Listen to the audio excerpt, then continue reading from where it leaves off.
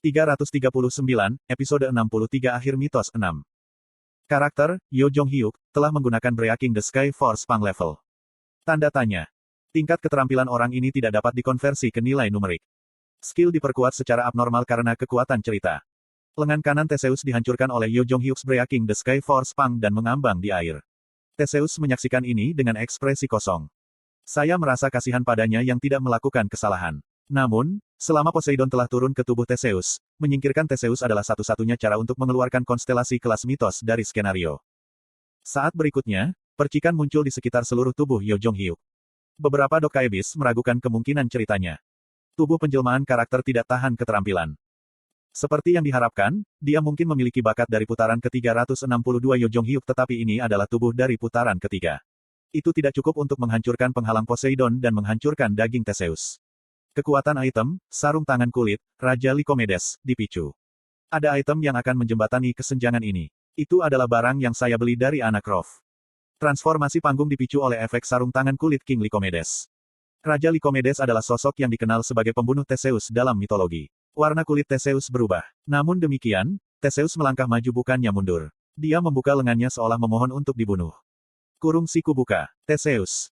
Saat suara sejati Poseidon yang murka terdengar, Yo Jong Hyuk's Breaking the Sky Force Pang kembali menyerang. Rasi bintang, Abandon Lover of the Labyrinth, sedang berduka. Saya melihat Theseus menatap hatinya dan kemudian melihat Yo Jong Hyuk, atau mungkin saya. Pada saat terakhir, ada senyum lega di wajah Theseus. Tubuh penjelmaan dari konstelasi, pahlawan labirin, telah sepenuhnya menghilang. Itu hanya kematian tubuh inkarnasi dan dia tidak akan hilang sepenuhnya. Tetap saja, Theseus akan sangat rusak sehingga dia tidak bisa melakukan kegiatan skenario untuk saat ini. Theseus melemparkan tubuhnya untuk menyelesaikan skenario ini, meskipun mengetahui semua itu. Para pemimpin Olympus semuanya telah mati. Skenario kondisi yang jelas telah dipenuhi. Menghitung kontribusi inkarnasi dan rasi bintang individual. Sudut pandang orang pertama protagonis telah dirilis. Saya batuk darah ketika saya kembali ke tubuh saya lagi. Di dalam Pluto yang rusak, suara Kim Namun terdengar. Panggilan telah berhenti. Belalang. Sampai jumpa. Waktu pemanggilan Pluto berakhir dan dia dikembalikan ke dunia bawah. Pada saat yang sama, badai besar air menyapu area tempat tubuh penjelmaan Theseus telah mati. Poseidon yang telah turun dalam tubuh Theseus berlari liar. Di tengah-tengah air yang menyembur, inkarnasi berjuang untuk bernafas. Sebagian dari status Poseidon mengalir ke Yo Jong Hyuk yang tak berdaya. Itu bukan serangan yang bisa dihindari oleh Yo Jong Hyuk, yang rusak parah dan berubah menjadi compang camping berkat bakat dari babak ke-362. Saya berteriak, Hades. Saya mengerti. Hades muncul di udara bersama kini, memegang Yo Jong Hyuk di tangannya. Tombak Poseidon hanya menabrak kedalaman laut dalam. Ini bukan akhirnya. Retakan menyebar dengan cepat di sekitar area tempat Riaina ditusuk. Retakan mulai menyedot segala sesuatu di sekitarnya seperti penyedot debu. Sayangnya, saya juga termasuk dalam hal-hal yang harus dibersihkan. Tubuh inkarnasi saya yang rusak tidak memiliki kekuatan untuk menahan pengisapan ini. Aku mengulurkan tanganku saat aku tersapu oleh arus deras. Namun, tidak ada yang memegang tangan saya. Itulah yang saya pikir. Dok Jasi. Kamu orang bodoh. Rambut tersebar indah di air. Lee Seolwa berenang seperti putri duyung dan meraih lengan kiriku sementara Han Suyong mengikutinya dan meraih lengan kananku. Kedua orang menghentikan pendarahan saya dengan hit up pressure point dan menarik saya dengan semua kekuatan mereka. Saya melihat Han Suyong berenang dengan putus asa untuk melarikan diri dari celah di laut dalam. Tak lama kemudian, kami muncul dengan aman dari air. Hap, Kim Dokja, kamu orang gila. Skenario utama akan segera ditutup. Daripada membalas ke Han Suyong, saya mengamati arus. Jika ramalan saya benar, Poseidon kehilangan tubuh inkarnasinya dan akan dipaksa untuk kembali. Rasi bintang, tombak yang membelah batas laut, meraung. Namun, situasinya berjalan berbeda dari yang diharapkan. Kekuatan Poseidon menjadi lebih kuat, bukannya melemah. Petik 2. Jusi. Tampaknya anggota partai merasa ada yang salah. Biro mendesak, tombak yang memisahkan batas laut, untuk ditarik. Poseidon tidak menghilang meskipun ada rekomendasi dari Biro. Situasinya jelas. Dalam skenario yang sudah berakhir, tidak ada pembenaran atas tindakannya. Biro sedang menyiapkan sanksi bagi tombak yang membatasi batas laut, untuk ditarik. Untungnya, Biro itu tampaknya melakukan tugasnya dengan baik. Saya menyaksikan laut yang mendidih dan bergolak. Pertanyaannya adalah apa yang akan dilakukan Poseidon sampai sanksi dijatuhkan. Sedikit lebih jauh, Hades dan Persephone memperhatikan sisi ini. Banyak rasi bintang yang mengutuk tombak yang membelah batas laut. Diam. Pikiranku sepertinya menjadi kosong karena suara yang sebenarnya. Di kejauhan, sebuah tsunami mendekat. Itu adalah gelombang yang tingginya ratusan meter. Gila, apa itu? Poseidon gila. Inkarnasi terlambat mencoba untuk melarikan diri tetapi sudah terlambat. Beberapa dari mereka, termasuk para raksasa, tersapu oleh gelombang pertama. Itu adalah gelombang air raksasa yang tidak ada yang bisa menolak. Aku memandangi Hades tetapi Hades tidak bergerak. Alasan dia tidak tampil jelas. Hades memiliki ide yang persis sama dengan saya. Kami serentak menatap langit. Tidak peduli seberapa tidak tertariknya kamu di Olympus, kamu tidak bisa hanya menonton kali ini. Biro memberi peluang kepada seseorang. Momen selanjutnya, warna langit berubah. Cahaya yang sepertinya melumpuhkan penglihatan dan pendengaran memenuhi langit. Cahaya itu seolah membuat dunia menghilang. Beberapa saat kemudian saya menyadari bahwa itu adalah petir yang sangat besar. Petir merobek gelombang. Itu cukup kuat untuk membelah laut menjadi dua dan membakar tanah laut dalam. Saya mendengar raungan terakhir Poseidon sebelum dia menghilang. Rasi bintang, tombak yang membelah batas laut, telah keluar dari skenario. Itu pemandangan yang luar biasa. Namun demikian, itu benar-benar terjadi. Rasi bintang, Lightning Throne, sedang menatap Olympus. Tidak peduli berapa banyak dari 12 dewa yang ada, mereka tidak berani menghadapinya. Saat pesan tidak langsung muncul, semua dewa Olympus membeku di tempat. Itu sama untuk Dionysus yang kurang ajar dan Athena dan Artemis yang berbudi luhur.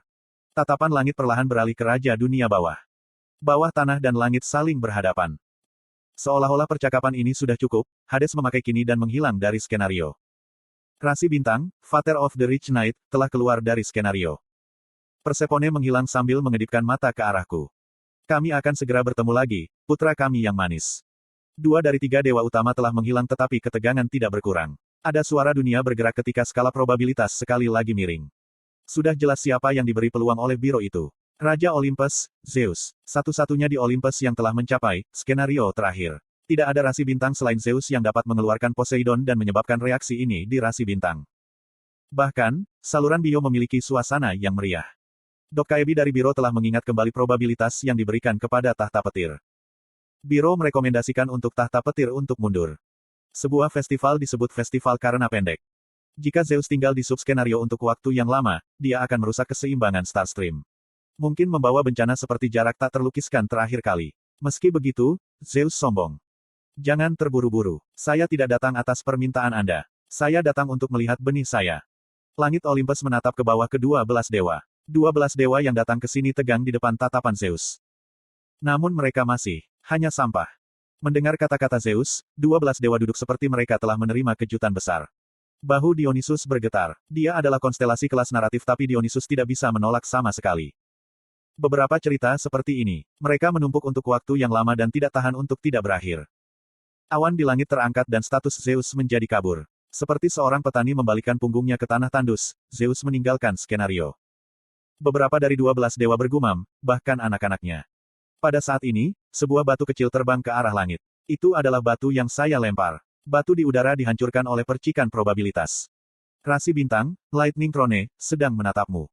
Saya merasakan status kuat di sekitar tubuh saya, tetapi saya hanya menatap ke langit. Bagaimanapun, probabilitas yang diizinkan untuk Zeus telah berakhir. Rasi bintang, Lightning Throne, telah keluar dari skenario. Saya melihat kembali ke-12 dewa. Kenapa kamu hanya mendengarkan kata-katanya? Kamu. Saat Dionysus akan tombak, sebuah pesan mengalir dari langit. Tidak, itu bukan pesan. Dionysus, 12 dewa dan bahkan aku. Kami menatap langit tempat Zeus menghilang. Salju putih jatuh seperti bintang. Salju tidak ada hubungannya dengan Zeus, yang memerintah langit. Itu adalah kekuatan rasi bintang yang ada mungkin bahkan lebih lama dari Zeus. Itu adalah keberadaan cahaya yang memerintah langit pertama sebelum Olympus dibuat. Seperti pulau yang sunyi, Briares dan para raksasa melolong ketika mereka menyaksikan salju yang turun. Skenario utama tanda pagar 60, Gigantomachia, telah berakhir. Subskenario, subversi mitos telah selesai. Penyelesaian kompensasi akan dimulai. Rasi bintang dunia sedang mengawasi saya. Terlepas dari 4 rasi bintang utama, ada rasi bintang yang saya tahu dan yang tidak saya kenal. Dionysus berbicara. Kurung siku buka. Kamu menang, Kim Dokja. The Breaking the Sky Sword Saint dan raksasa lainnya menggunakan tubuh besar mereka seperti kapal untuk membawa kami. Yo Jong Hyuk dan Han Suyong menatap langit dengan arah berbeda. Jung Hwon dan Lee Hyun Sung saling membantu sementara Lee Seolwa menggenggam tangannya dengan erat. Lee Ji-hye sedang menyeka air matanya sambil memeluk Shin Yosung dan Lee Gil-yong. Mungkin mereka juga mendengarkan pesan sistem. Kamu telah memperoleh kisah raksasa baru. 3 cerita baru tambahan telah diperoleh. Itu adalah rencana yang sangat lama disiapkan. Saya dapat melihat hal-hal yang akan terjadi di masa depan, seolah-olah saya sedang membaca novel dengan akhir yang pasti. Kisah raksasa kedua Anda telah menyelesaikan bagian, sukses. Kondisi kedua dari skenario tersembunyi, satu cerita telah terpenuhi. Akhirnya, kesuksesan yang dinanti-nantikan menyapa saya. Nebula, perusahaan Kim Dokja, telah menjadi terkenal di Starstream. Pesan sistem yang merayakan kemenangan kita secara luas bergema di alam semesta. Rasi Bintang, tahanan ikat kepala emas sedang mengangkat tongkatnya. Rasi Bintang, Black Dragon of the Abyss, melambaikan perban pembebasan. Rasi Bintang, Secretive Plotter, mengangguk. Konstelasi, Hakim Api Setan Iblis bangga padamu. Rasi Bintang di saluran saya memberi selamat kepada saya. Beberapa rasi bintang dari skenario terakhir memperhatikanmu. Kemudian makhluk dari skenario terakhir, seperti Zeus mulai memperhatikan saya.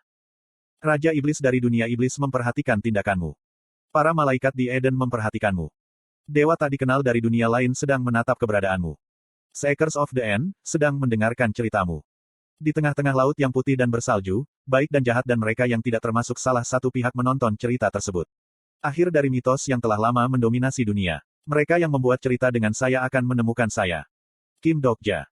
Namun, pada saat ini. Petik 2. Kim Dokja. Saya sudah tidak ada di sana. TL, Rainbow Turtle.